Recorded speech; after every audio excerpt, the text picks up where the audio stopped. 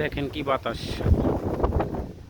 ভিডিওতে তো আর বাতাসের বোঝানো যাবে না, কিন্তু এই যে এখন ভিডিওতে এই পাতার নড়া দেখে যদি আপনারা আজ করতে পারেন, মারাত্মক ক্ষুদ্র কিন্তু প্রচণ্ড বাতাস, যার কারণে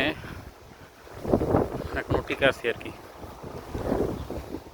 ওই দেখুন সামনে বড় গাছের পাতা ডাল কেমনে নড়াচড়া করতেছে।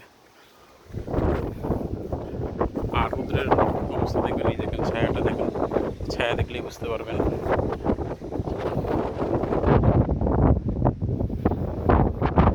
প্রচণ্ড বাতাসে গাছের ডালপালা খুবই নড়াচড়া করতেছে, সাই সাই আওয়াজ হচ্ছে।